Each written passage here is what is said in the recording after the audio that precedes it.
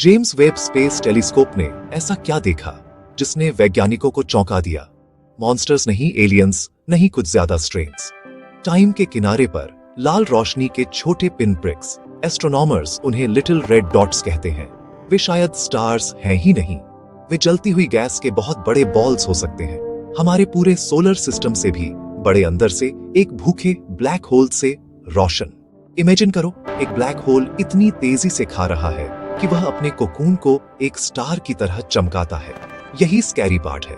जब black hole stars होने का नाटक करते हैं तो रूल्स गड़बड़ाने लगते हैं। 2025 तक JWST ने लगभग 341 ऐसे लिटिल रेड डॉट्स को स्पॉट किया है, ठीक वहीं जहां तक टेलीस्कोप देख सकता है। और फिर एक वाइल्ड वाला है, एक एक्सट्रीम आउटलायर जिसका नाम द क्लिफ रखा गया है।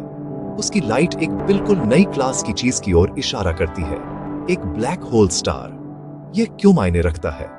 हमारी स्टैंडर्ड पिक्चर में ब्लैक होल्स गैलेक्सीज एक साथ बढ़ती हैं जैसे डांस पार्टनर्स, लेकिन JWST बेबी गैलेक्सीज के अंदर पूरी तरह से विकसित हैवीवेट ब्लैक होल्स को पकड़ रहा है। बिग बैंग के सिर्फ 600 से 800 मिलियन साल बाद ये यूनिवर्स की करंट एज के 5% से भी कम है।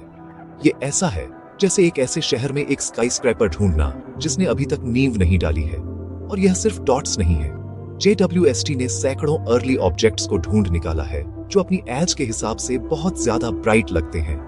एक रीसेंट स्टडी ने उनमें से लगभग 300 को फ्लैग किया। अगर उनमें से कुछ ही ऐसे हैं जैसे वे दिखते हैं, तो हमें यह फिर से सोचना पड़ सकता है कि गैलेक्सीज कैसे जलती हैं। इसी बीच देखने की बिल्कुल लिमिट पर JWST अपने ही रिकॉर्ड तोड़ रहा है।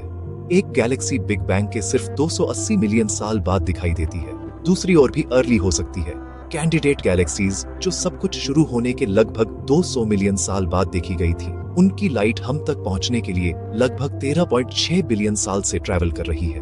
यह टेरिफाइंग नहीं है, यह हम्बलिंग है। और जब हम टाइम में पीछे देखते हैं, JWST पास के स्टार सिस्टम्स में भी झांक रहा है।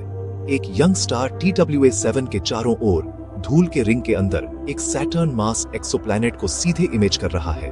डायरेक्ट इमेजिंग मुश्किल है, स्टार बहुत चमकीला है, प्लैनेट बेहोश है, लेकिन JWST ने इसे कर दिखाया। यह एक कॉन्टिनेंट के पार, एक स्पॉटलाइट के बगल में एक जुगनू की फोटोग्राफ लेने जैसा है।